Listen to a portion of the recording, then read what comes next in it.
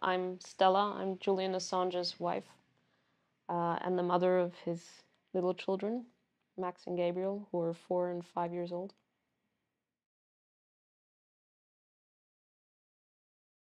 Well, he's been in Belmarsh prison for almost 4 years.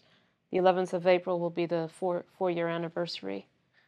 And every day is a struggle with different challenges, right? And one of the most difficult parts is the incredible uncertainty that he faces. Uncertainty about whether there will be an appeal at all or not, whether the United Kingdom will even be in the European Court of Human Rights system, or whether it will exit that system by the time he's able to appeal there. Which president is in the White House, because depending on which president is in the White House, Julian's free or he's not free. Obama decided to commute the sentence of Chelsea Manning, who was the source of the material, and decided not to prosecute Julian. And the only thing that changed was who was sitting in the White House. So it's a sea of uncertainty, and that's what happens in a political case. His fate lies in the political environment and not in any.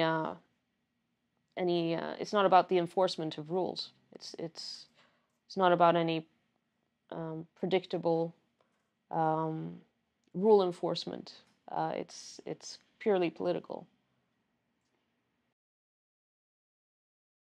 Right now is a very interesting moment because the Australian government is sort of finalizing the agreement that it has with the United States and with the UK, the military cooperation AUKUS, having in part to do with nuclear submarines, a deal with the United States. And the Australian Prime Minister is actually in the United States next week. So the Belmarsh Tribunal happening a week, 10 days before the Australian Prime Minister went to the US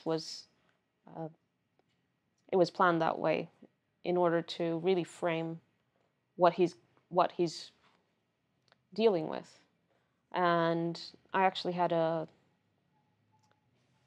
briefing with the Australian Parliament last night morning in Australia, and what I told them was that the frame with which the Australian Prime Minister should be entering the discussion is that okay, like this situation has, it's not even about the case anymore, it's about what's transpired around the case, and Julian being the victim of a murder plot by the United States under the Trump administration.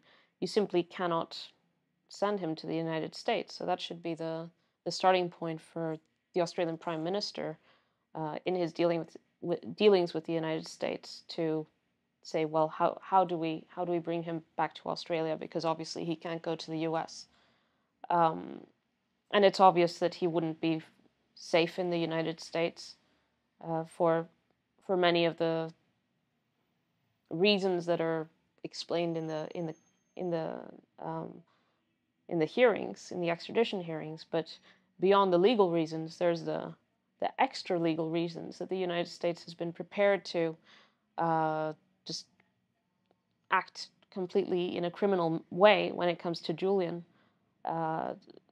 So, including by making plans to assassinate him. So it's clear he wouldn't be safe in the United States, and he can't go there.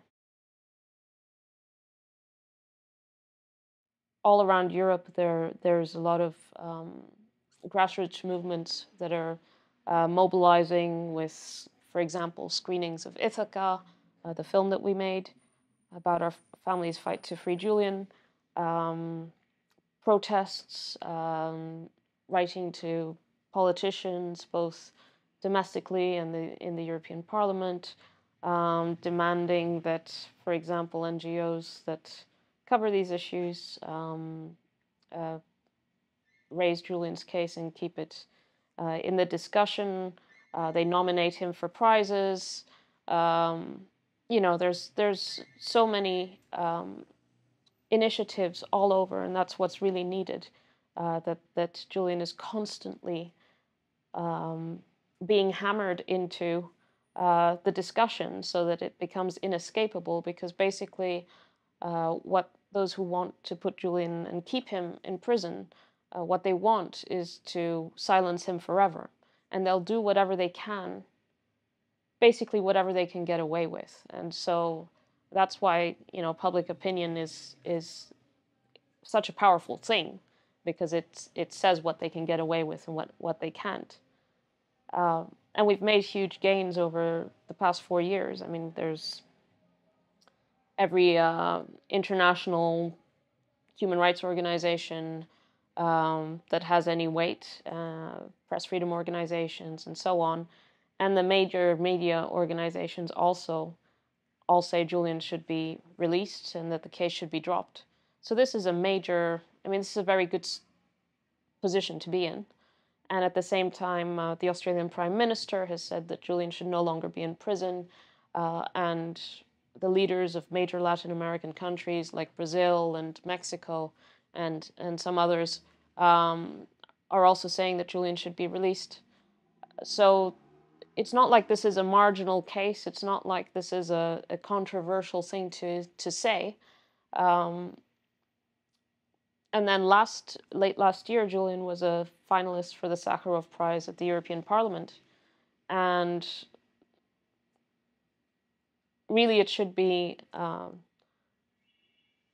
should give, for example, the European Union a mandate to take a position formally. It's already basically taken a position through that European Parliament decision to make him one of the 3 top human rights issues for the European Parliament, which represents the totality of the European citizenship. And so the executive branch should follow, should take that signal to take a stand for Julian. Is it enough? Well, not yet, because the day it's enough is the day that Julian's free. But what I found is that the movement around Julian's freedom has its own momentum, and that people are waking up to what's going on, partly because of so much time having passed, and the sense, this immediate sense that that the situation offends any sensible person's understanding of what is just, what is right. And that's why a lot of people are waking up to it. Well, fighting for the person you love doesn't require strength in itself. I mean, it's self-fulfilling. Obviously, there are you have to do some trade-offs with your time. So sometimes, like earlier this week, I couldn't visit Julian during the week, but that gave him an opportunity to see a friend of his. But obviously, it's a visit we lose, and we only have 1 or 2 a week. So it's always a sacrifice, but it's about weighing the what the benefit is, and it's incredibly important to Julian as well that we're able to come to Europe, come to Greece, come to Italy, like this visit, and move public opinion, inform about the case, talk about it. People are eager to know what to do, and just to engage with regular people who instantly understand. I don't see my fight as a lonely fight at all. I see myself as fighting alongside millions of other people, and who are incredibly well informed, who are incredibly resourceful, and find ways to bring Julian to the forefront, ways that I would never have thought of. We're very creative, and to understand that the goal is to free Julian. And for me, I think there's been a shift. Initially, I think a lot of people viewed Julian as more or less as a martyr, as a symbol, and they sort of forgot that the freedom was the goal.